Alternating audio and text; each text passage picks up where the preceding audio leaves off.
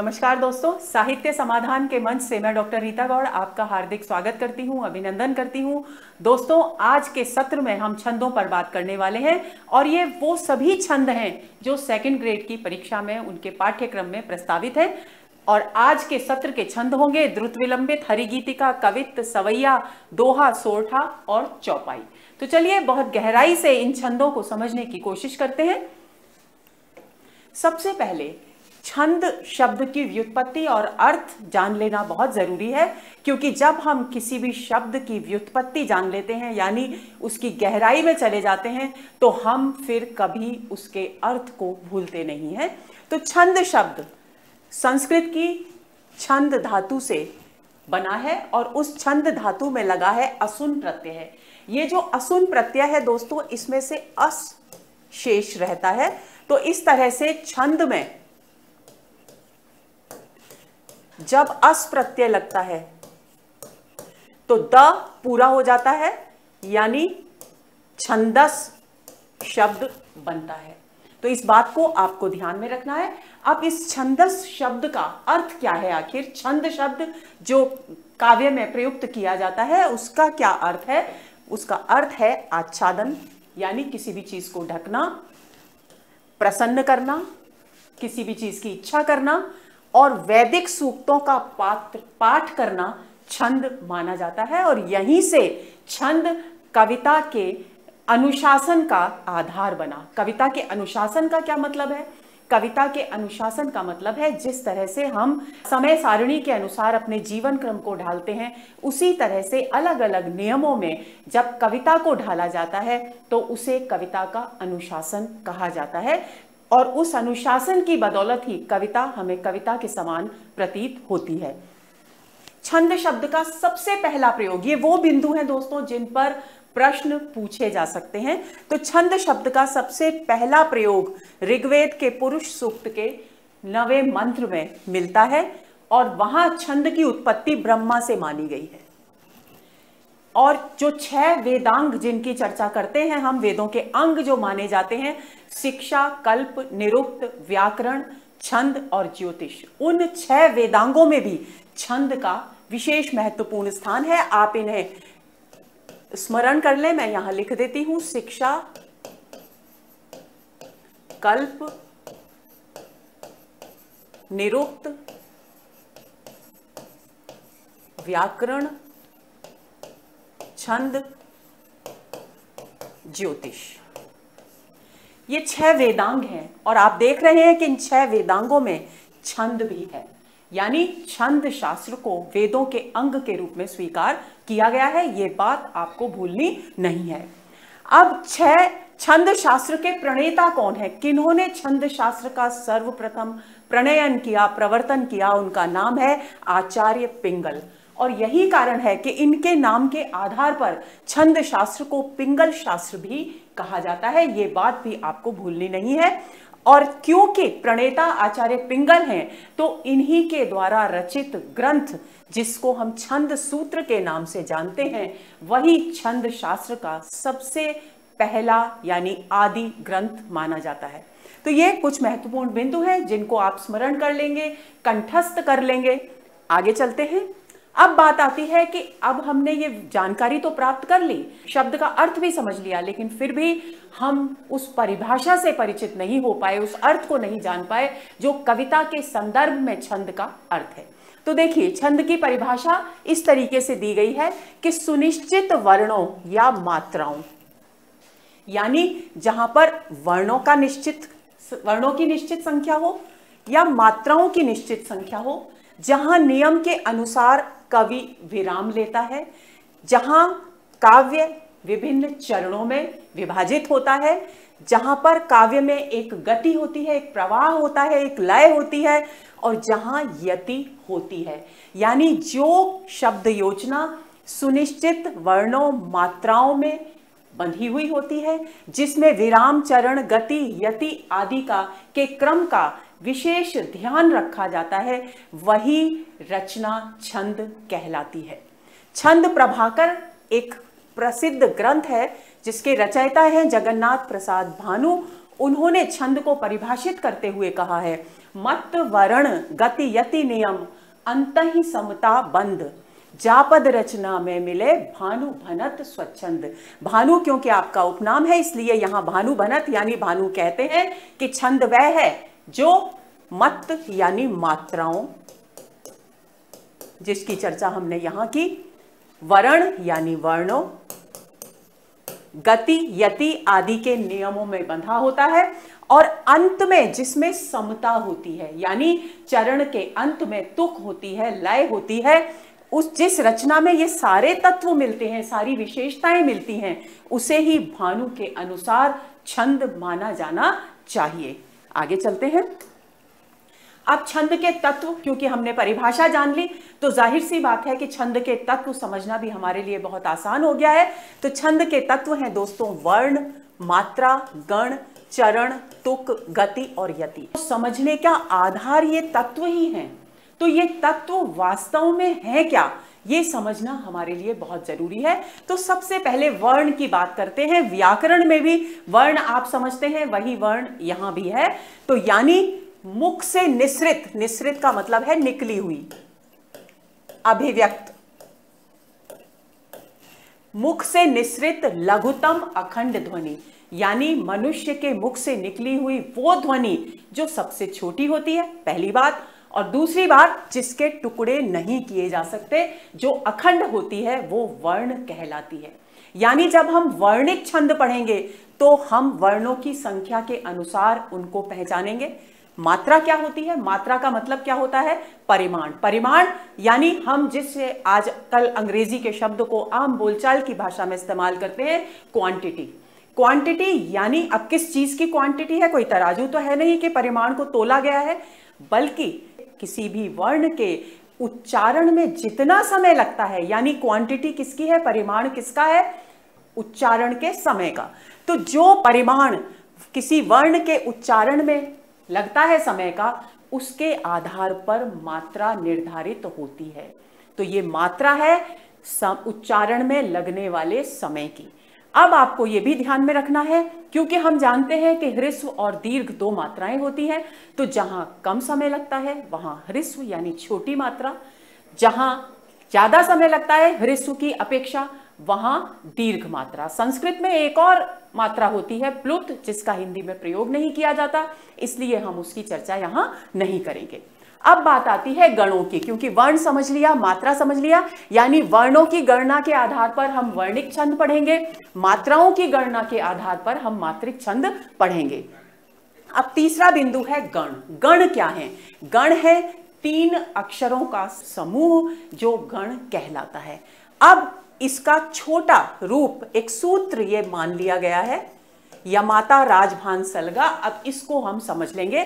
तो यहां हम लेते हैं एक खाली पेज, ताकि हम इस चीज को, इस सूत्र को अच्छी तरह से समझ सकें। तो चलिए शुरू करते हैं।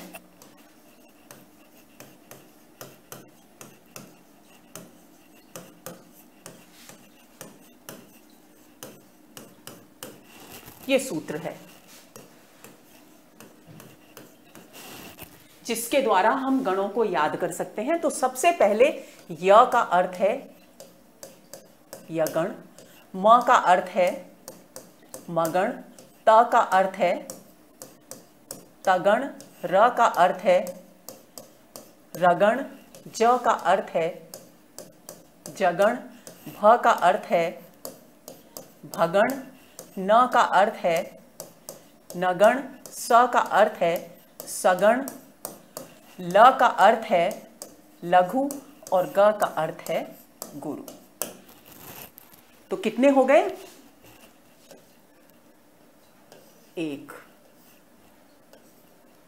2 3 4 5 6 7 और 8। यानी आपको क्या ध्यान में रखना है कि गणों की संख्या कितनी है? 8। 8 गण। ये हमें ध्यान में रखना है, इस पर प्रश्न पूछा जा सकता है। अब इन गणों के आधार पर हम छंद को कैसे समझेंगे, तो वो हम देखिए इस पर मात्राएं लगाएंगे। आपको पता है जो ह्रस्व स्वर है उस पर छोटी मात्रा यानी य ह्रस्व है, तो इस पर ये छोटी, ये लघु मात्रा है। ये दीर्घ मात्रा है यानी ये लघु है और ये गुरु है। तो जहां जहां आ की मात्रा है वहां वहां गुरु आएगा, और जहां आ की मात्रा नहीं है वहां आएगा लघु। तो इस तरीके से हम ये लगा लेंगे, ता, रा, ज, भा, न, स, ल और ग। ठीक है। अब देखिए यगण का नियम क्या हो गया। यगण का नियम हो गया जहां काव्य में लघु गुरु गुरु आए वो यगण। मगण क्या हो गया, जहां काव्य में गुरु गुरु गुरु आए वो मगण। तगण क्या हो गया, जहां गुरु गुरु और लघु आए वो तगण। रगण क्या हो गया, जहां गुरु लघु और गुरु आए वो रगण। जगण क्या हो गया, जहां लघु गुरु और लघु आए वो जगण। भगण क्या हो गया, जहां गुरु लघु लघु आए वो भगण। और सगण क्या हो गया, जहां लघु लघु और गुरु आए। तो ये आपको ध्यान में रखना है। तो जब भी कभी परीक्षा में इस तरह का वर्णिक छंदों पर आधारित कोई प्रश्न पूछा जाए तो आप ये सूत्र रफ में लिख लेंगे और उस पर मात्राएं लगाकर उसके हिसाब से पहचानेंगे। शुरुआत में पहचानेंगे या गण की, ये तो बहुत दूर की बात है, गणों की संख्या से भी आप छंद को पहचान सकते हैं। तो ये बात आपको ध्यान में रखनी है। आगे चलते हैं। अब बात आती है मात्रिक छंदों को समझने की। ये तो गणों की बात हो गई। अब मात्रिक छंदों को समझने के कुछ नियम हैं, मात्रा लगाने के कुछ नियम हैं। तो सबसे पहली बात जो आपको ध्यान में रखनी है, जिसकी चर्चा मैंने अभी कर भी दी आपके सामने, कि जहां ह्रस्व आएगा और ह्रस्व स्वर और उनके योग से बने जो शब्द होंगे उन पर लघु मात्रा यानी ये मात्रा लगेगी। अब ह्रस्व स्वर कौन से हैं आप ध्यान में रख लीजिए, अ, ई, उ और री, ये ह्रस्व स्वर हैं। और इन स्वरों से जो भी शब्द बनेंगे ह्रस्व स्वर, उनके योग से बने शब्दों पर लघु मात्रा आएगी। लेकिन अगर स्वर दीर्घ होंगे तो मात्रा दीर्घ हो जाएगी। तो एक तो आपको यह ध्यान रखना है, दीर्घ स्वर तथा उनके योग से बने शब्दों पर गुरु लगेगा। गुरु का चिन्ह यह है, मैंने आपको बता दिया। अब दीर्घ स्वर कौन से हैं, दीर्घ स्वर आपको ध्यान में रखना है, आ, ई, उ, ए, ऐ, ओ और औ। ये दीर्घ स्वर हैं, यानी ये जहां भी आएंगे वहां पर आपको दीर्घ मात्रा ही लगानी है। इसके अलावा तीसरा बिंदु आपको ध्यान में रखना है कि जहां भी अनुस्वार यानी वर्ण पर बिंदी आएगी वहां अनुस्वार में गुरु लगेगा यानी दीर्घ स्वर माना जाएगा। और जहां विसर्ग आएंगे वहां भी गुरु लगेगा यानी अनुस्वार में और विसर्ग में गुरु मात्रा लगेगी। संयुक्त वर्ण से पूर्व के वर्ण पर बल न पड़ने की स्थिति में लघु लगेगा। वैसे तो संयुक्त वर्ण से पहले जो भी वर्ण आ रहा है, अगर उच्चारण में उस पर जोर दिया जा रहा है, उस पर बल दिया जा रहा है, तो वहां गुरु ही होगा यानी दीर्घ स्वर ही उसको माना जाएगा। लेकिन अगर संयुक्त वर्ण से पहले के वर्ण पर उच्चारण करते समय, बोलते समय वर्ण पर बल नहीं आ रहा है तो कौन सा लगेगी, कौन सी मात्रा लगेगी, लघु मात्रा लगेगी। अब ये उदाहरण से हम इसको समझेंगे। जैसे शब्द है तुम्हें, तुम्हें शब्द आप बोलकर बार बार देखेंगे तो आपको समझ में आएगा कि तो पर हम जितना बोलते समय दबाव दे रहे हैं, बल दे रहे हैं, उसकी अपेक्षा है पर ज्यादा बल है। तो इसलिए तो, क्योंकि संयुक्त वर्ण है, ये संयुक्त हो गया, तो संयुक्त से पहले वाले वर्ण पर क्योंकि बल नहीं दिया जा रहा है तो यहां लघु मात्रा होगी और बाद वाले पर गुरु होगी। लेकिन अगर हम अग्नि शब्द का उच्चारण करें तो अग्नि शब्द में जितना बल उच्चारण में हम अ पर दे रहे हैं उतना हम न पर नहीं दे रहे। अग्नि बोलकर देखें तो अग्नि शब्द में अ पर गुरु आएगा और नी पर लघु आएगा। इस बात को भी आपको ध्यान में रखना है। तो हमको बल का भी उच्चारण में कहां किस वर्ण पर बल दिया जा रहा है उस बात को भी बहुत अच्छी तरह से अपने ध्यान में रखना है। उच्चारण के अनुसार चरण के अंत का लघु विकल्प से गुरु माना जाता है। कई बार ऐसा भी होता है दोस्तों कि कोई काव्य रचना किसी कवि ने की और उसमें अंत में नियम के अनुसार, छंद के नियम के अनुसार गुरु आना चाहिए, लेकिन कविता का विधान ऐसा है कि वहां लघु है, तो ऐसी स्थिति में वो लघु वर्ण भी गुरु ही माना जाएगा।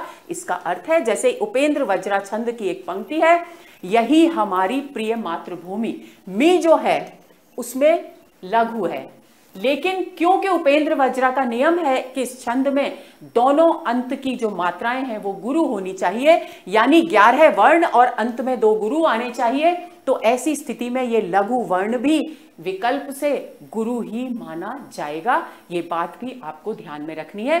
आपको 2-3 चीजें ह्रस्व और दीर्घ का तो ध्यान रखना ही है, उसके साथ साथ आपको, ये तो बहुत विशेष स्थितियों में ही ये स्थिति आती है, इसलिए आप बिल्कुल परेशान ना हो। आपको उच्चारण में जो बल दिया जा रहा है उस पर विशेष ध्यान केंद्रित करना है। लिखने में दीर्घ होने पर भी अगर उच्चारण में ह्रस्व जान पड़े तो मात्रा लघु लगेगी, वही बल वाली बात आ गई। जैसे पंक्ति है तुलसीदास जी की, कविता लसी पा तुलसी की कला, तो अब यहां तुलसी की कला, की पर कंबल दिया जा रहा है जबकि की बड़ा है, तो यहां पर लघु आएगा। इसी तरह से कविता लसी पा तुलसी की कला, तो हम सी पर भी कंबल दे रहे हैं, तो यहां भी लघु आएगा। यानी ये बात मैं आपको बार बार इसलिए समझा रही हूं ताकि आप ये ध्यान में रखें कि छंदों में मात्राएं लगाते वक्त, छंदों को पहचानते वक्त आपको उच्चारण के दौरान दिए गए दबाव का, बल का विशेष ध्यान रखना है। चंद्रबिंदु और संयुक्त वर्ण जहां भी आएंगे वहां लघु ही होगा, जैसे हंसना, फंसना, इन सब में यहां लघु लघु और गुरु, लघु लघु और गुरु ही आएगा। हलंत अक्षर से पहले का जो लघु वर्ण है वो भी गुरु माना जाएगा। जैसे उदाहरण मैंने दिया है एक सरित, सरित जो शब्द है इसमें त हलंत है, संस्कृत का शब्द है, मूल शब्द है, लेकिन री लघु है, पर क्योंकि हलंत से पहले आ रहा है ये, तो ऐसी स्थिति में यहां पर मात्रा इस तरीके से लगेगी। तो आप इस बात को भी ध्यान में रखेंगे। आगे चलते हैं। अब गण परिचय, ये मैं आपको पहले ही समझा चुकी हूं। य से यगण, मा से मगण, ता से तगण, रा से रगण, ज से जगण, भा से भगण, न से नगण और स से सगण बनेगा। ये आपको ध्यान में रखना है और इनकी, इसी के आधार पर जो मैंने आपको समझाई मात्राएं यहां निर्धारित की गई हैं। ये आपको इस रटने की आवश्यकता नहीं है, आप केवल इस सूत्र को रट लेंगे तो आप इन मात्राओं को खुद ही समझ जाएंगे। आगे चलते हैं। अब काव्य में छंद क्यों प्रयुक्त किए जाएं, उनका महत्व क्या है, उससे भी हमें परिचित होना बहुत जरूरी है, क्योंकि कभी मान लीजिए इस तरह का भी कोई प्रश्न परीक्षा में आ जाए तो हमें इस बात को भी अपने ध्यान में रखना चाहिए। तो काव्य को सबसे पहला, छंद का जो महत्व है काव्य की दृष्टि से, उसमें काव्य को छंद लय युक्त बनाते हैं, संगीतमय बनाते हैं और सुव्यवस्थित करते हैं, क्योंकि छंद वास्तव में कविता का अनुशासन है। ये पंक्ति अगर आप हमेशा के लिए याद कर लेंगे कि छंद काव्य में कविता का अनुशासन है, तो आप इस बात को भी कभी नहीं भूलेंगे। तो पहली बात, छंद कविता को लय देते हैं, उसे संगीतात्मकता प्रदान करते हैं। दूसरी बात, उसे स्मरण योग्य एवं चिरकालिक बनाते हैं। कोई भी गद्य की पंक्ति अगर आपको दी जाए और कहा जाए कि इसे कंठस्थ कर लीजिए, तो आपके मस्तिष्क पर, आपके हृदय पर वो छाएगी नहीं, उसका प्रभाव उतना स्थायी नहीं रहेगा। लेकिन अगर आपसे कहा जाए कि कोई कविता की पंक्ति याद कर लीजिए और वो कविता की पंक्ति आपने कंठस्थ कर ली, तो पहली बात तो ये होगा कि आप दिन भर उसी को गुनगुनाएंगे, दूसरी बात आप उसे कभी भूलेंगे नहीं। और यही कारण है कि हमारा साहित्य जब वैदिक काल में मौखिक परंपरा में आता था, यानी एक गुरु अपने शिष्य को मौखिक परंपरा के अनुसार ज्ञान दिया करता था, जब लिखित सारी संभावनाएं नहीं चलती थी, उस समय ये संगीतात्मकता, ये लयात्मकता, ये छंदबद्ध रचना ही उस सारे ज्ञान को अपनी स्मृति में ताजा रखने के लिए, हमेशा चिरकाल तक विद्यमान रखने के योग्य बनाती थी। इसके बाद तीसरा बिंदु है भाव सौंदर्य में वृद्धि होती है और काव्य आकर्षक और सहज ग्राह्य बन जाता है। सहज ग्राह्य यानी जिसे आसानी से ग्रहण किया जा सके, आसानी से ग्रहण करने योग्य।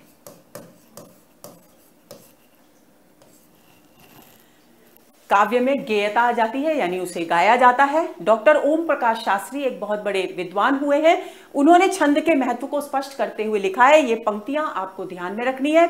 छंद काव्य को सुरक्षित रखने का अद्भुत माध्यम है, यानी छंद काव्य को सुरक्षित रखता है, जो हम पढ़ चुके हैं कि चिरकालिक बनाता है।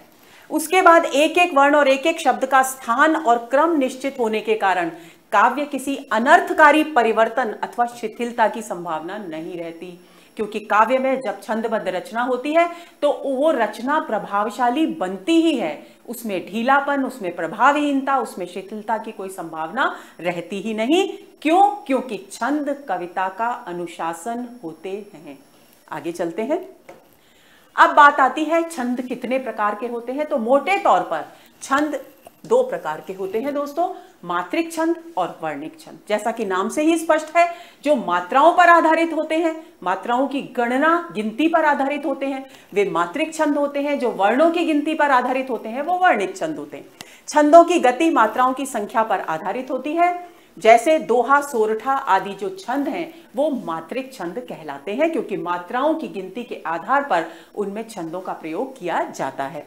और ये मात्रिक छंद के उपभेद भी तीन होते हैं, सममात्रिक, अर्धसममात्रिक और विषम मात्रिक। जहां छंद के प्रत्येक चरण में समान मात्राएं होती हैं वहां सममात्रिक छंद होते हैं। आपके पाठ्यक्रम में प्रस्तावित है चौपाई, और प्रत्येक चरण में बराबर मात्राएं होती हैं, 16-16 मात्राएं होती हैं, तो ये आपको ध्यान में रखना है, हमको आगे पढ़ना भी है। अर्धसममात्रिक छंद वो होते हैं जिनमें पहले और तीसरे चरण और दूसरे और चौथे चरण में समान मात्राएं होती हैं। और आपको यह भी ध्यान में रखना है कि पहला जो और तीसरा जो चरण होता है कविता का, वो विषम चरण माना जाता है, और दूसरा और चौथा जो होता है वो सम चरण माना जाता है। ये आपको ध्यान में रखना है, यानी विषम चरणों में समान मात्राएं और सम चरणों में समान मात्राएं होती हैं। विषम मात्रिक छंद कौन से होते हैं? विषम मात्रिक, जैसा कि नाम से ही स्पष्ट है, जहां प्रत्येक चरण में अलग अलग मात्राओं की संख्या होती है, वो विषम मात्रिक छंद होता है। एक 6 चरणों का छंद होता है छप्पय, जो हमारे पाठ्यक्रम में नहीं है, उसके प्रत्येक चरण में अलग अलग मात्राओं की संख्या होती है, तो वो विषम मात्रिक छंद का उदाहरण है। आगे चलते हैं। अब वर्णिक छंदों की बात करते हैं। वर्णिक छंदों की गति वर्णों की संख्या, वहां मात्राओं की संख्या थी, यहां वर्णों की संख्या पर आधारित होती है। सवैया और कवित्त जैसे छंद वर्णिक छंद कहलाते हैं। वर्णिक छंद 3 प्रकार के होते हैं, समवर्णिक, अर्धसमवर्णिक और विषम वर्णिक। जिस तरीके से सममात्रिक, अर्धसममात्रिक और विषम मात्रिक छंद थे, उसी तरह से वर्णिक छंदों का भी वर्गीकरण किया गया है। समवर्णिक में प्रत्येक चरण में समान वर्ण और गण होते हैं। यहां वर्णों की संख्या तो होती ही है, उसके साथ गणों की व्यवस्था, गणों का अनुशासन भी होता है। गण कौन से? वे 8 गण, जिसकी चर्चा हम अभी पिछले स्लाइड में कर आए हैं। यमाता, राजभान, सलगा वाले जो 8 गण हैं, उनकी बात यहां की जा रही है। अर्धसममात्रिक, जहां विषम चरणों और सम चरणों में समान वर्ण और गण होते हैं, यानी पहले और तीसरे चरण में समान गण होते हैं, समान वर्ण होते हैं, और दूसरे और चौथे चरण में समान वर्ण और गण होते हैं। वे छंद अर्धसम वर्णिक छंद कहलाते हैं। विषम वर्णिक, जहां प्रत्येक चरण में भिन्न भिन्न वर्ण एवं गण होते हैं, वो विषम वर्णिक छंद कहलाते हैं। आगे चलते हैं। अब बात आती है, सबसे पहले जो छंद हमारे पाठ्यक्रम में है वो है दोहा। दोहा अर्धसममात्रिक छंद है। अर्धसममात्रिक छंद की क्या पहचान थी? पहले और तीसरे चरण में, दूसरे और चौथे चरण में जिसमें समान मात्राएं होती हैं, वो अर्धसममात्रिक छंद कहलाता है। पहले और तीसरे यानी विषम चरणों में 13-13 मात्राएं होती हैं, दूसरे चौथे यानी सम चरणों में 11-11 मात्राएं होती हैं। आप इनको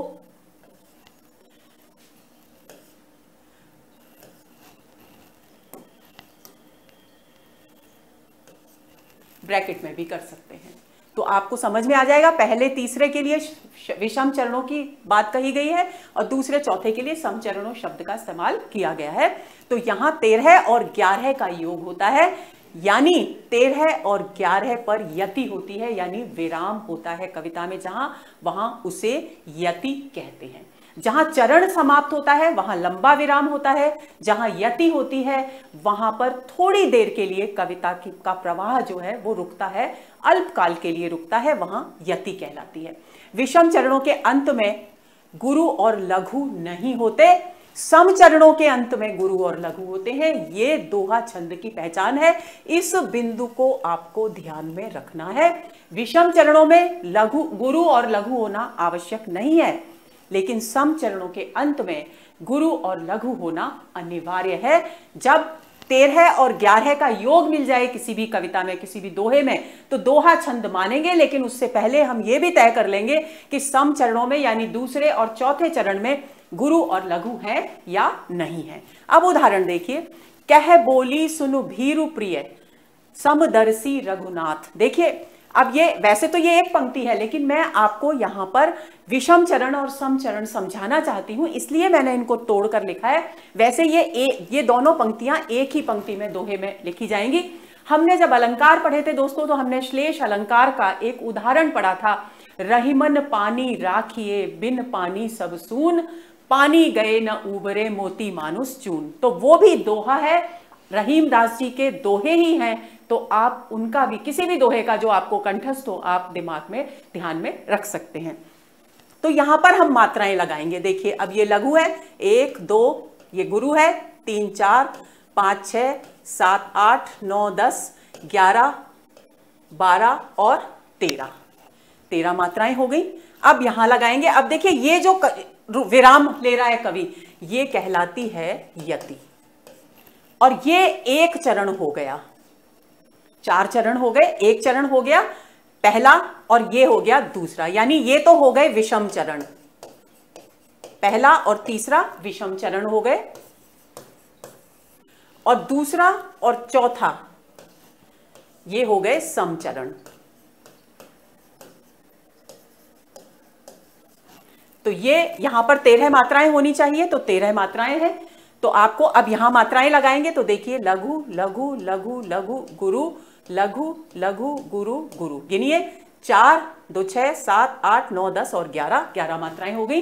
इस तरीके से आप मात्राएं लगा लेंगे और समझ लेंगे। आपको याद क्या रखना है दोहे में, 13 11 पर यति। आपको एक ही बात ध्यान में रखनी है, 13 11 पर यति, 13 फिर 11 फिर 13 फिर 11, यही क्रम दोहा छंद में रहेगा, और अंत में गुरु और लघु आएंगे। कहां आ रहे हैं गुरु और लघु? सम चरणों में। सम चरण कौन से हैं? दूसरे और चौथे, यानी नाथ गुरु और लघु, सनाथ गुरु और लघु। आपको ये ध्यान में रखना है। चलिए आगे चलते हैं। अब मात्रिक छंद, दूसरा महत्वपूर्ण, चौपाई। सम मात्रिक छंद है क्योंकि सभी चरणों में समान 16 मात्राएं होती हैं, और चौपाई के 2 चरणों को अर्धाली कहा जाता है। प्रत्येक चरण में 16 मात्राएं और अंत में 2 गुरु आते हैं। कोई सी भी पंक्ति आप रामचरितमानस की ले लेंगे, चौपाई है और दोहे का प्रयोग है वहां। दोहा चौपाई शैली में लिखित रचना है, तो जहां भी चौपाई है वहां चौपाई, आप कोई भी आपको याद हो चौपाई तो आप उसे आसानी से ध्यान में रख सकते हैं। उदाहरण के लिए ये दी गई है, वर्षा विगत शरद ऋतु आई, लक्ष्मण देखहु परम सुहाई। 16 मात्राएं हैं, लगाएंगे। 1 2 3 4 5 6 7 8 9 10 11 12 13 14 15 16, और अंत में 2 गुरु हैं, तो 2 गुरु यहां आ रहे हैं। इसी तरीके से लगाएंगे 1 2 3 4 5 6 7 8 9 10 11 12 13 14 15 16। तो ऐसे ही लगा लेंगे सब में, 2 2 4 2 6 7 8 9 10 11 12 13 14 15 16, 1 2 3 4 5 6 7 8 9 10 11 12 13 14 15 16।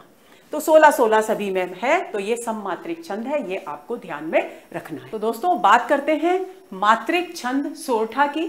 सोरठा, जैसा कि मैंने आपको अभी बताया कि दोहा का विपरीत छंद होता है। अक्सर परीक्षाओं में पूछा जाता है कि दोहा का विपरीत छंद कौन सा होता है, और ये एक अर्ध सममात्रिक छंद है। प्रत्येक छंद के विषय में आपको ये भी ध्यान में रखना है कि ये मात्रिक छंद है या वर्णिक छंद है, और ये अर्ध सममात्रिक है या सममात्रिक छंद है, ये भी आपको ध्यान में रखना है। तो सोरठा एक अर्ध सममात्रिक छंद है। इसे दोहा का उल्टा छंद माना जाता है। क्यों माना जाता है? क्योंकि इसके विषम चरणों में 11 मात्राएं होती हैं और दोहा के विषम चरणों में 13 मात्राएं होती हैं। सम चरणों में इसके 13 मात्राएं होती हैं और दोहा के सम चरणों में 11 मात्राएं होती हैं। यानी दोहा में 13 और 11 पर यति होती है और सोरठा में 11 और 13 पर यति होती है। ये बात आपको ध्यान में रखनी है। यहां 11 और 13 पर यति होती है, विषम चरणों के अंत में लघु आता है और तुक विषम चरणों की ही मिलती है। उदाहरण देखिए, सुनि केवट के बैन, प्रेम लपेटे अटपटे, बिहसे करुणा अयन, चितहि जानकी लखन तन। तो चलिए मात्राएं लगाकर देखते हैं। 1 2 3 4 5 6 7 8 9 10 11, यानी 11 पर यति आ गई है। 2 3 4 5 6 7 8 9 10 11 12 13, 13 पर यति है। 2 3 4 5 6 7 8 9 10 11 पर यति है। 1 2 3 4 5 6 7 8 9 10 11 12 13, 13 पर यति है। यानी आपको ध्यान रखना है 11 और 13 पर यति है। सोरठा छंद का ये उदाहरण है। अब बात आती है हरिगीतिका छंद की। हरिगीतिका छंद के भी प्रत्येक चरण में 28 मात्राएं होती हैं। यहाँ 16 12 पर यति है, अंत में लघु और गुरु यहाँ आएंगे। हम कौन थे, ये भी मैथिलीशरण गुप्त की पंक्तियां हैं। हरिगीतिका छंद उनके प्रिय छंदों में से एक है। हम कौन थे, क्या हो गए हैं और क्या होंगे अभी, आओ विचारें आज मिलकर ये समस्याएं, सभी इन पर मात्रा लगाएंगे। 1 2 3 4 5 6 7 8 9 10 11 12 13 14 15 16 17 18 19, देखिए 16 हो गई यहां तक। 16 पर यति आ रहा है। अब 2 3 4 5 6 7 8 9 10 11 12, ये 12 पर यति हो गई। तो इस तरीके से मात्राएं लगाकर आप आसानी से इन छंदों को समझ सकते हैं। एक पंक्ति ही आएगी परीक्षा में और उस एक पंक्ति पर आप फटाफट मात्राएं लगाकर चेक कर लेंगे तो आपके उत्तर के गलत होने की संभावना ही समाप्त हो जाएगी। अब आता है वर्णिक छंद, द्रुत विलंबित छंद। हम पढ़ चुके हैं, मैं आपको बता चुकी हूं कि वर्णिक छंदों में वर्णों की गणना कैसे करनी है। तो ये समवर्णिक छंद है। समवर्णिक छंद का मतलब होता है कि जिसके सभी चरणों में समान वर्णों की संख्या हो, वो समवर्णिक छंद कहलाता है। इसका सूत्र है ये नभो भरो, यानी इसमें एक नगण होगा, एक भगण होगा, फिर एक भगण होगा और फिर एक रगण होगा। यानी नगण भगण भगण और रगण, नभो भरो याद कर लीजिएगा आप। आकाश को भरना है आपको, तो आपको याद रहेगा कि द्रुत विलंबित छंद की क्या विशेषताएं हैं। प्रत्येक चरण में एक नगण, नगण की मात्राएं होती हैं लघु लघु लघु। भगण, 2 भगण होते हैं क्योंकि 2 बार भ आया है वहां सूत्र में, और इसका होता है गुरु लघु लघु, और एक रगण यानी गुरु लघु गुरु होता है। इसका क्रम होता है, प्रत्येक चरण में 12 वर्ण होते हैं और चरणांत में एक लघु और एक गुरु का क्रम मिलता है। तो चलिए देखते हैं कि क्या है ये। सबसे पहले तो मैं आपको ये बता दूं कि ये हरिऔध की पंक्तियां हैं। हिंदी साहित्य का पहला महाकाव्य माना जाता है प्रिय प्रवास, उसकी पंक्तियां हैं ये। अब इस पर मात्राएं लगाते हैं। एक मात्राएं तो बाद में लगाएंगे, पहले इसके वर्णों की गणना करते हैं। 1 2 3, देखिए वर्ण कैसे गिनना है। 1 2 3 4 5 6 7 8 9 10 11 12, 12 वर्ण है। 3 4 5 6 7 8 9 10 11 12, 12 वर्ण है। 4 2 6 7 8 9 10 11 12, 4 2 6 7 8 9 10 11 12, यानी प्रत्येक चरण में 12 वर्ण है। वर्णों की संख्या आपको कैसे करनी है, एक एक अक्षर एक एक वर्ण माना जाएगा। आप सभी पढ़ चुके हैं कि वर्ण हमारे मुख से उच्चारित लघुतम इकाई है, तो आप इस बात को ध्यान में रखेंगे। अब इस पर मात्राएं लगाना क्यों जरूरी है? इस पर मात्राएं लगाना इसलिए जरूरी है ताकि हम ये पहचान सकें कि जो क्रम दिया गया है नगण, 2 भगण और 1 रगण का, वो यहां पर है या नहीं है। लेकिन अगर परीक्षा में पंक्ति आए तो आपको ध्यान रखना है कि अधिकांश समस्या तो आपकी केवल वर्णों की गणना से ही सुलझ जाने वाली है। अगर 2 ऑप्शन ऐसे आ जाएं विकल्प में जिनमें कि 12-12 वर्ण ही हो, जबकि ऐसा होगा नहीं क्योंकि हमारे पाठ्यक्रम में उस तरह के छंद है ही नहीं, तो आपके लिए गणना करके पहचानना ही बहुत सहज और सरल होगा। फिर भी हम लगाते हैं 1 2 3 4 5 6 7 8 9 10 11 12 13 14 15। तो देखिए मात्राओं के हिसाब से 15 मात्राएं हैं और वर्ण कितने हैं 12, लेकिन हमें मात्राओं की संख्या पर ध्यान नहीं देना है, हमें लघु और गुरु पर ध्यान देना है। तो एक नगण लघु लघु लघु, फिर 2 भगण यानी गुरु लघु लघु, गुरु लघु लघु, गुरु लघु लघु, 2 भगण आ गए। फिर लघु गुरु लघु और गुरु, ये आ गया। और उसके बाद क्या आ गया, अंत में चरणांत में या तो एक लघु आएगा या एक गुरु आएगा, तो ये एक गुरु आ गया। इसी तरीके से हम सारी पंक्तियों पर मात्राएं लगाकर देख लेंगे और इन गणों की पहचान कर लेंगे, जिससे कि हमारा अभ्यास हो जाए और हम अच्छी तरह से इन छंदों को समझ सकें। आगे चलते हैं। अगला छंद है हमारा वर्णिक छंद कवित्त। मुक्तक वर्णिक छंद माना जाता है कवित्त, इस बात को कंठस्थ कर लेंगे। इसके दूसरा नाम मनहरण कवित्त और घनाक्षरी कवित्त भी है, इस बात को भी ध्यान में रखेंगे। इसके प्रत्येक चरण में 31 वर्ण होते हैं, ये आपको ध्यान में रखना है। और अभी हमने जो द्रुत विलंबित छंद पढ़ा था उसके प्रत्येक चरण में 12 वर्ण थे और यहां प्रत्येक चरण में 31 वर्ण हैं। भूषण की पंक्तियां हैं ये। छत्रपति शिवाजी की वीरता का वर्णन किया गया है। इंद्र जिमि जंभ पर, बाड़व सुअंब पर, रावण सदंभ पर, रघुकुल राज हैं। तो देखिए अब उदाहरण को जांचते हैं कि इसमें वाकई में ये सारे विशेषताएं मिलती हैं या नहीं मिलती, गणों की वर्णों की व्यवस्था ये है या नहीं है। तो देखिए 1 2 3 4 5 6 7 8, 8 वर्ण है। 1 2 3 4 5 6 7 8, 8 वर्ण है। 16 वर्ण यहां तक हो चुके हैं। 1 2 3 4 5 6 7 8, 8 वर्ण है। 1 2 3 4 5 6 7, यानी 3 बार 8 वर्ण, 3 चरणों में 8 वर्ण है और 7 आखिरी जो चरण है उसमें क्या है 7 हैं, यानी कुल मिलाकर कितने वर्ण हो गए 31 वर्ण हो गए। और अंत में क्या आ रहा है गुरु आ रहा है, इस बात को ध्यान में रखेंगे। ऐसे ही 1 2 3 4 5 6 7 8, 1 2 3 4 5 6 7 8, 1 2 3 4 5 6 7 8, 1 2 3 4 5 6 7। तो इस तरह से प्रत्येक चरण में क्या है 31 वर्ण है। 16 15 पर यति है, यहां पर 16 आ रहे हैं, 16 वर्ण, और यहां पर 15 वर्ण है। तो 16 15 पर यति है, अंत में गुरु है, और 8 8 8 7 वर्णों पर यति आ रही है, यानी ये लंबा विराम है और ये जो बीच बीच में आ रहा है ये अल्प विराम है। इस बात को आपको ध्यान में रखना है। इस तरीके से यहां कवित्त छंद को आप समझ लेंगे। आगे चलें। कवित्त छंद के 2 भेद होते हैं, रूप घनाक्षरी कवित्त और देव घनाक्षरी कवित्त। रूप घनाक्षरी कवित्त के प्रत्येक चरण में 32, देखिए कवित्त जो साधारणतः कवित्त होता है उसमें 31 वर्ण होते हैं, हमने अभी पढ़ा, लेकिन यहां अगर रूप घनाक्षरी कवित्त किसी कविता में है तो उसमें 32 वर्ण होते हैं और वहां 16 और 15 पर यति थी, यहां 16 वर्णों पर यति होती है और अंत में गुरु और लघु आता है, वहां अंत में गुरु आ रहा था। एरे मेरे मन ते घनेरे दुख दीने, अब एक बार दे के तो हे मूंद मारू एक बार। घनानंद की पंक्तियां हैं, तो देखिए 1 2 3 4 5 6 7 8 9 10 11 12 13 14 15 16। 1 2 3 4 5 6 7 8 9 10 11 12 13 14 15 16, 16 वर्ण है। और रूप घनाक्षरी कवित्त का उदाहरण हमको ये अच्छी तरह से समझ में आ रहा है। और यहां पर अंत में क्या है गुरु और लघु है, तो आप देखिए गुरु और लघु आ रहा है अंत में, चरण का अंत यहां हो रहा है, तो आप ध्यान देंगे। अब दूसरा भेद है वो है देव घनाक्षरी कवित्त।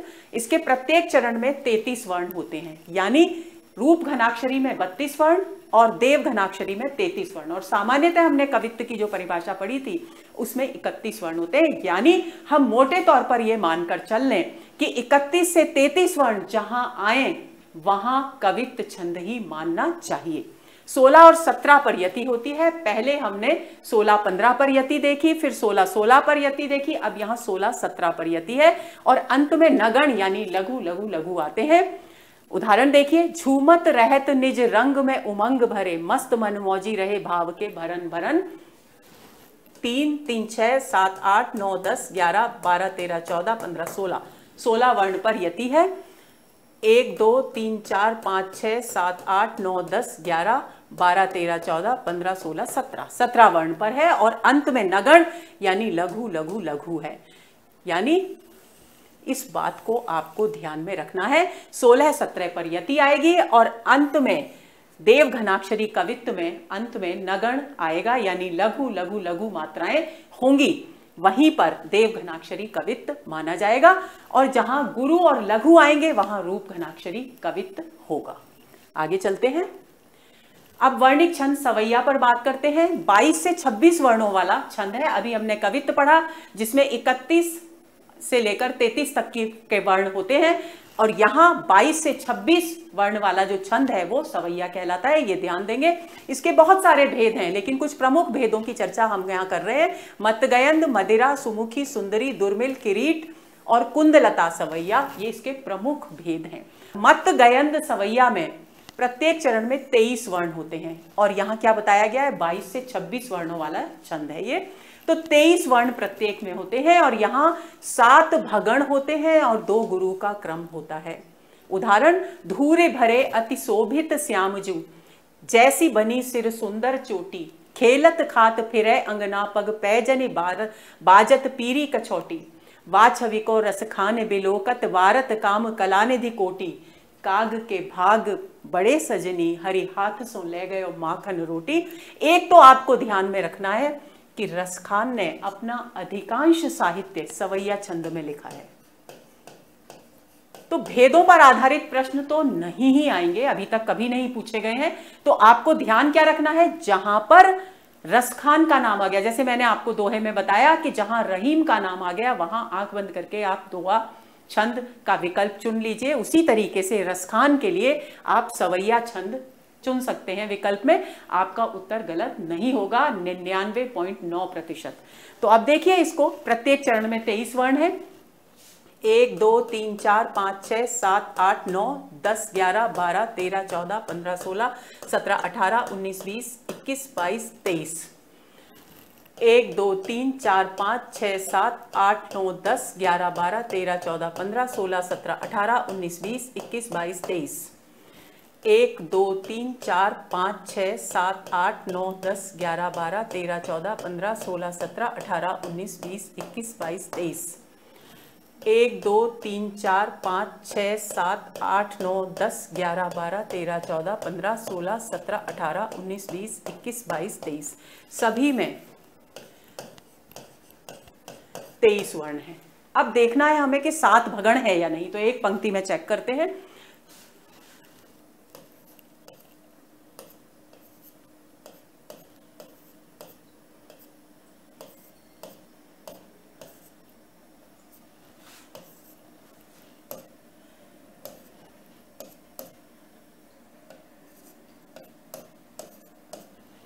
अब देखिए 7 भगण में क्या आ रहा है, भगण की पहचान क्या है। अब देखिए यहां आपको ये ध्यान रखना है कि उच्चारण का बल किस अक्षर पे है, क्योंकि सवैया छंद में खास तौर पर जब हम उस लय में, सवैया छंद की जो लय होती है उसके अनुसार उसे गाते हैं, तो उसमें लघु और गुरु का क्रम में थोड़ा सा बदलाव आता है। तो धूरे भरे अति शोभित श्यामजू, जैसी बनी सिन सुंदर चोटी, मैंने यहां गुरु जानकर लगाया है, लेकिन हम जब बोलते हैं तो जैसी बनी सिर सुंदर चोटी, तो यहां लघु आएगा उच्चारण के अनुसार, आप ध्यान देंगे। तो देखिए गुरु लघु लघु का क्रम, गुरु लघु लघु 1, गुरु लघु लघु 2, गुरु लघु लघु 3, गुरु लघु लघु 4, गुरु लघु लघु 5, बताया मैंने आपको कि यहां गुरु की जगह लघु आएगा उच्चारण के अनुसार, और मात्रा क्योंकि दीर्घ है तो इसलिए मैंने पहले यहां पर गुरु लगाया था। तो गुरु लघु लघु 6, गुरु लघु लघु 7, 7 भगण आ रहे हैं, 2 गुरु का क्रम है तो ये 2 गुरु का क्रम है, तो आपको ये ध्यान में रखना है। तो इस तरीके से आप सारी पंक्तियों पर लगाकर ये जांच कर लेंगे कि इसमें 7 भगण है और 2 गुरु का क्रम है या नहीं है। तो जहां 23 वर्ण हो प्रत्येक चरण में, 7 भगण का क्रम हो और 2 गुरु हो अंत में, तो वहां पर आपको मान लेना है कि मत्त गयंद सवैया छंद है। और रसखान सवैया छंद में ही अधिकतर लिखा करते थे, तो जहां रसखान का नाम आ जाए वहां आंख बंद करके आप सवैया छंद का विकल्प चुन लेंगे। मदिरा सवैया प्रत्येक चरण में 22 वर्ण होते हैं, वहां 23 वर्ण थे, और 7 भगण होते हैं और अंत में 1 गुरु होता है। देखिए पीछे चलते हैं, यहां पर 2 गुरु का क्रम था, 7 भगण थे, वहां भी 7 भगण है, लेकिन 2 गुरु का क्रम नहीं है। ये बात आपको ध्यान में रखनी है, अंत में केवल 1 गुरु है। उदाहरण देखते हैं, सिंधु तरयो उनको बनरा तुम पे धनुरेख गई न तरी, बानर बांधत सो न बंध्यो उन बारिद बांध के बाट करी।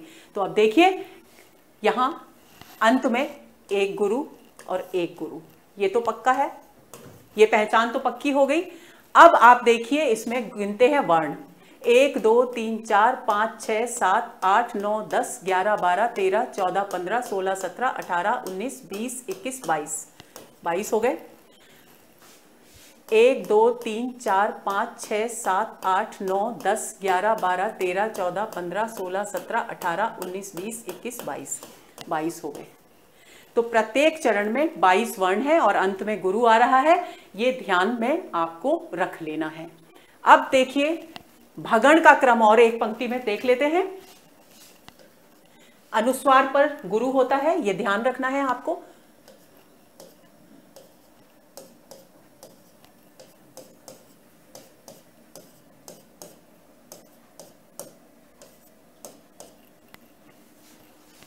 अब देखिए गुरु लघु लघु भगण, गुरु लघु लघु 1, गुरु लघु लघु 2, गुरु लघु लघु 3, गुरु लघु लघु 4, गुरु लघु लघु 5, गुरु लघु लघु 6 और गुरु लघु लघु 7, यानी 7 भगण और 1 गुरु का क्रम यहां पर स्पष्ट रूप से दिखाई दे रहा है, यानी मदिरा सवैया छंद है। सुमुखी सवैया पर आते हैं। प्रत्येक चरण में 23 वर्ण होते हैं, 7 जगण होते हैं। यहाँ अभी तक हमने दोनों भेद जो पढ़े उसमें 7 भगण थे, यहाँ 7 जगण है, यानी लघु गुरु लघु का क्रम है और अंत में 1 लघु और 1 गुरु का क्रम है। उदाहरण, जो लोक लगे सिए राम ही साथ चले, बन माहे फिरे न चहे, हमें प्रभु आयसु देहु चले, रौरे संग यों करे जोरी कहे। प्रत्येक चरण में 23 वर्ण गिनते हैं पहले, 1 2 3 4 5 6 7 8 9 10 11 12 13 14 15 16 17 18 19 20 21 22 23। 1 2 3 4 5 6 7 8 9 10 11 12 13 14 15 16 17 18 19 20 21 22 23, यानी 23 वर्ण तो पूरे हैं। अब हमें देखना है जगण 7 हैं या नहीं है।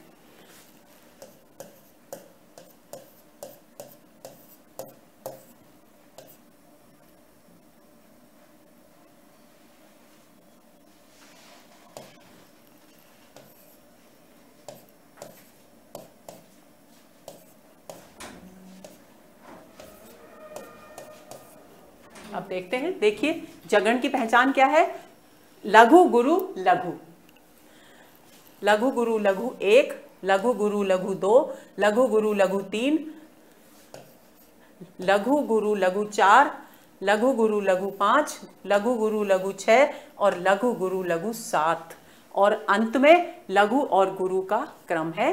यानी सारी जो विशेषताएं हैं, सारे जो लक्षण है सुमुखी सवैया के, वो यहाँ इस उदाहरण में स्पष्ट रूप से दिखाई दे रहे हैं, यानी सुमुखी सवैया छंद है। आगे चलते हैं, सुंदरी सवैया की बात करते हैं। प्रत्येक चरण में 25 वर्ण होते हैं, 8 सगण होते हैं, और सगण का क्या पहचान है, लघु लघु और गुरु, और अंत में 1 गुरु आता है। देखिए, तनकी द्युति श्याम सरोरुह लोचन, कंज की मंजुल ताई हरे हैं, अति सुंदर सोहत धूरे भरे, छवि भूमि अनंग की दूरे धरे हैं।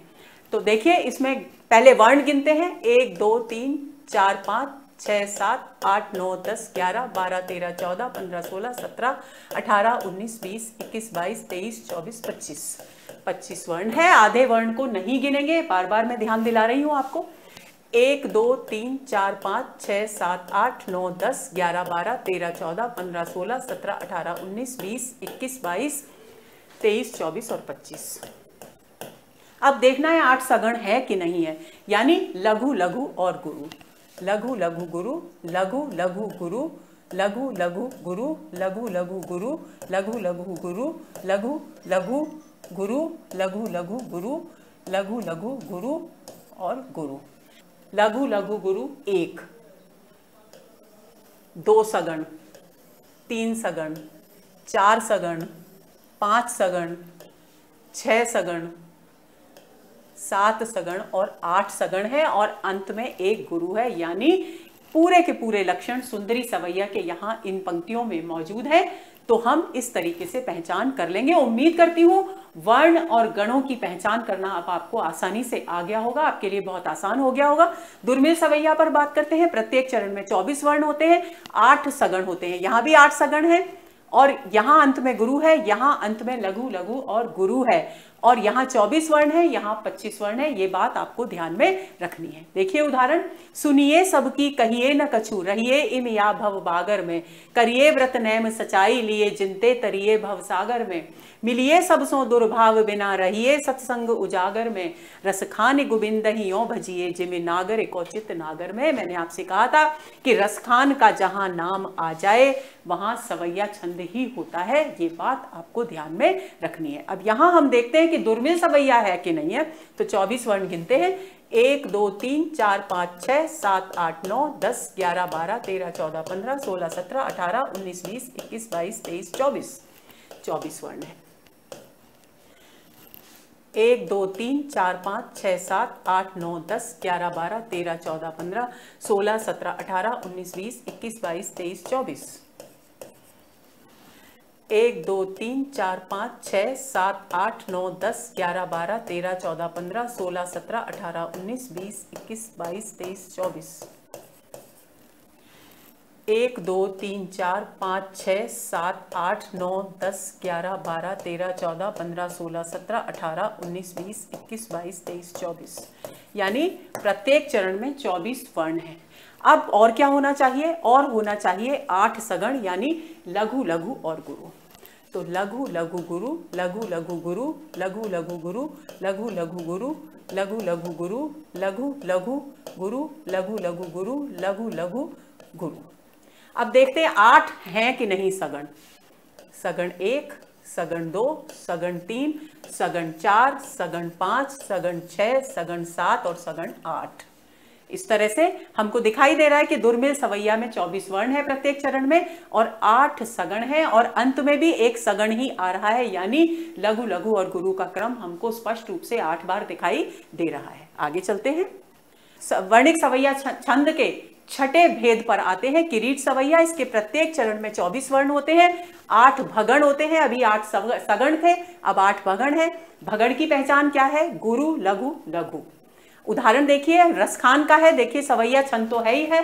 मानुष हो तो वही रस खाने, बसो ब्रज गोकुल गांव के ग्वारन, जो पशु हो तो कहा बसु मेरो, चरो नित नंद की धेनु मजारन, पाहन हो तो वही गिरि को, जो धर्यो कर छत्र पुरंदर कारण, जो खग हो तो बसेरो करो, मिले कालिंदी कूल कदम्ब की डारन। बहुत ही प्रसिद्ध छंद है, आपको अच्छी तरह से पहले से ही याद होगा, आप इससे अच्छी तरह परिचित होंगे। 24 वर्ण गिनते हैं। 1, 2, 3, 4, 5, 6, 7, 8, 9, 10, 11, 12, 13, 14, 15, 16, 17, 18, 19, 20, 21, 22, 23, 24। 1, 2, 3, 4, 5, 6, 7, 8, 9, 10, 11, 12, 13, 14, 15, 16, 17, 18, 19, 20, 21, 22, 23, 24। 1, 2, 3, 4, 5, 6, 7, 8, 9, 10, 11, 12, 13, 14, 15, 16, 17, 18, 19, 20, 21, 22, 23, 24। 1, 2, 3, 4, 5, 6, 7, 8, 9, 10, 11, 12, 13, 14, 15, 16, 17, 18, 19, 20, 21, 22, 23, 24। तो प्रत्येक चरण में 24 वर्ण है। अब 8 भगण यानी गुरु लघु लघु की जांच करते हैं। गुरु लघु लघु, गुरु लघु लघु, गुरु लघु लघु, गुरु लघु लघु, गुरु लघु लघु, गुरु लघु लघु, गुरु लघु लघु, गुरु लघु लघु। अब देखिए, गुरु लघु लघु 1, गुरु लघु लघु 2, गुरु लघु लघु 3, गुरु लघु लघु 4, गुरु लघु लघु 5, गुरु लघु लघु 6, गुरु लघु लघु 7 और गुरु लघु लघु 8। तो देखिए 24 वर्ण है और 8 भगण का क्रम हमको यहाँ दिखाई दे रहा है। इसका मतलब क्या है कि वर्णिक सवैया छंद का कौन सा भेद है? किरीट सवैया छंद है। तो इसी तरह से आप अन्य 3 पंक्तियों में भी जांच कर लेंगे और सवैया छंद की पुष्टि कर लेंगे। आज से आपका अभ्यास भी हो जाएगा और आपके लिए ये आसान हो जाएगा कि आप किस तरीके से वर्णिक छंद को पहचानें। आगे चलते हैं।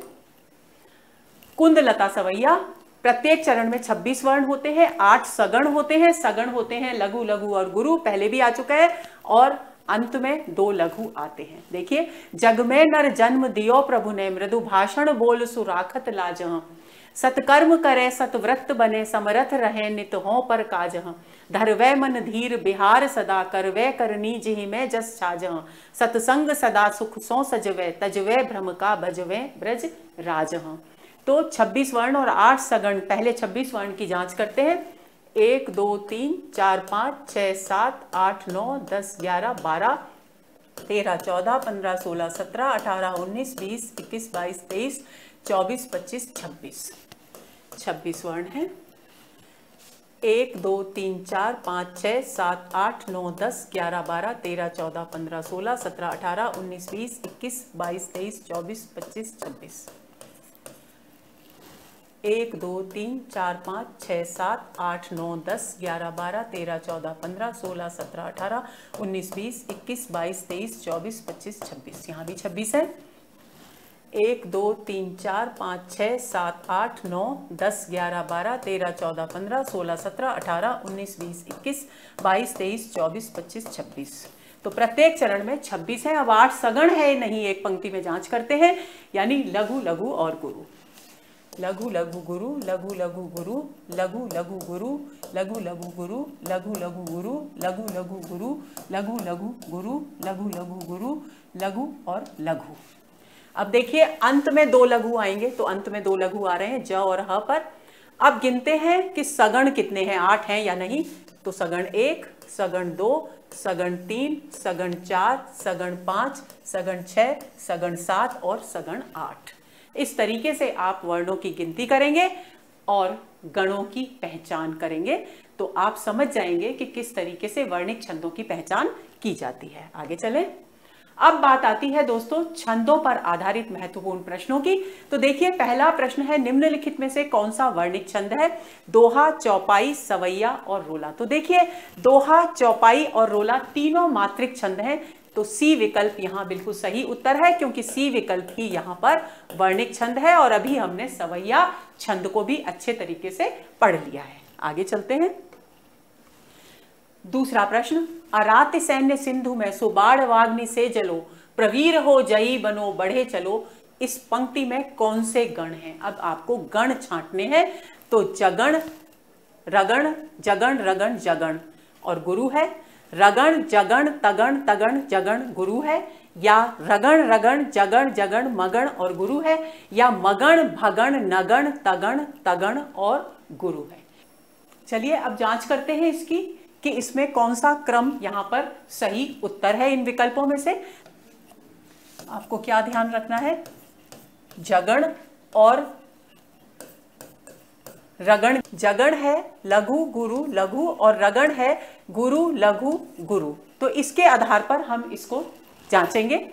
तो अब देखिए, लघु गुरु लघु यानी जगण, और यहाँ क्या आ रहा है? जगण, यानी रगण नहीं है, रगण नहीं है, मगण नहीं है, तो यानी जगण, यानी पहला तो यहाँ पर सही है। इसका मतलब यहीं पर पहचान हो गई कि ए विकल्प हमारा सही उत्तर है, लेकिन फिर भी हम आगे इसको जांच लेते हैं।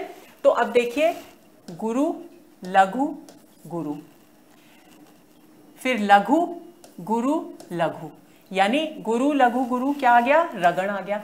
लेकिन फिर आ गया लघु गुरु लघु, यानी फिर जगण आ गया। फिर आप देखिए लघु गुरु लघु, गुरु लघु गुरु, तो फिर रगण का क्रम आ गया और फिर जगण का क्रम आ गया और लो में गुरु है।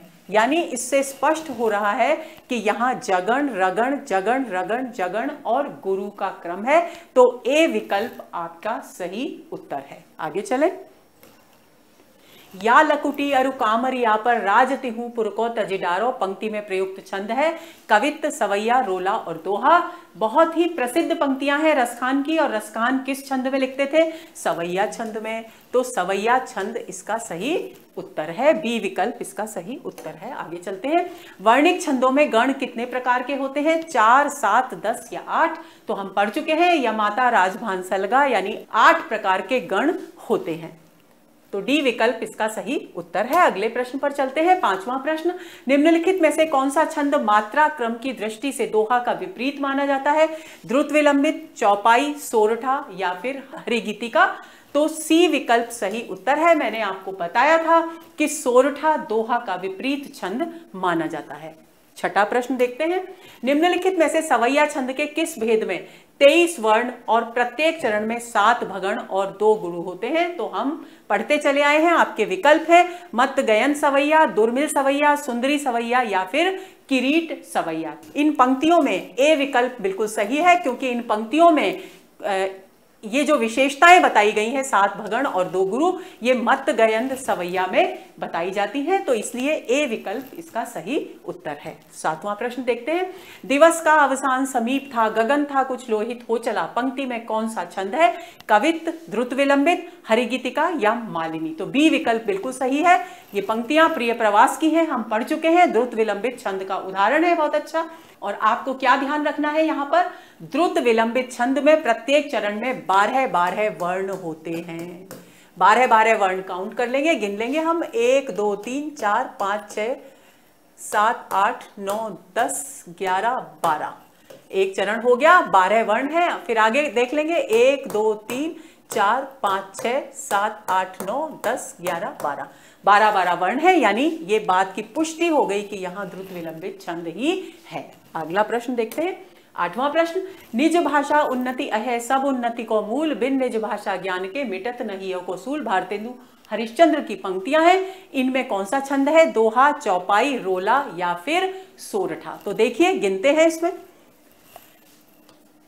2 3 4 5 6 7 8 9 10 11 12 13 1 2 3 4 5 6 7 8 9 10 11, यानी 13 और 11 का क्रम है। 13 और 11 का क्रम कौन से छंद में होता है? दोहा छंद में होता है।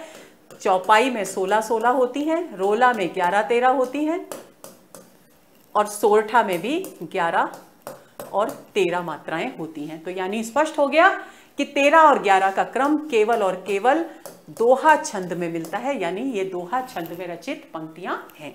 आगे चलते हैं। जिहि सुमिरत सिद्धि होय, गण नायक करिवर बदन, करहु अनुग्रह सोय, बुद्धि रास शुभ गण सदन। इन पंक्तियों में कौन सा छंद है? तो मात्राएं गिनते हैं। 1 2 3 4 5 6 7 8 9 10 11, यानी 11 हो गई। 1 2 3 4 5 6 7 8 9 10 11 12 13, यानी 11 और 13 का क्रम है। 11 और 13 का क्रम कौन से छंद में होता है? देखिए, 11 और 13 का क्रम होता है रोला में और सोरठा में, दोनों में। लेकिन अब देखना क्या है कि सोरठा में अंत में क्या आना चाहिए? लघु आना चाहिए। तो क्या यहां लघु आ रहा है? तो देखिए, यहां अंत में लघु, चरण के अंत में लघु है, यहां भी लघु है और यहां भी लघु है। तो इसका मतलब क्या है? डी विकल्प आपका सही उत्तर है। इसमें सोरठा छंद है, यानी 11 और 13 मात्राओं का क्रम प्रत्येक चरण में दिखाई देता है। रोला इसलिए नहीं है क्योंकि उसमें अंत में लघु नहीं होता। आगे चलते हैं। 10वां प्रश्न, निम्नलिखित में से कौन सा मात्रिक छंद है? दोहा, चौपाई, रोला या उपर्युक्त सभी? तो हम पढ़ चुके हैं, दोहा भी मात्रिक, चौपाई भी मात्रिक, रोला भी मात्रिक, यानी डी विकल्प सही उत्तर है। ये तीनों के तीनों छंद मात्रिक छंदों में आते हैं। तो दोस्तों ये हुई हमारी आज की कक्षा, छंदों पर आधारित एक महत्वपूर्ण सत्र। उम्मीद करती हूं कि ये सभी छंद आपको अच्छी तरह से समझ में आ गए होंगे। तो बहुत परिश्रम करिए, तल्लीनता से अध्ययन करिए, ताकि परीक्षा में आप सफलता प्राप्त कर सकें। अगले सत्र के इंतजार में रहिए। धन्यवाद।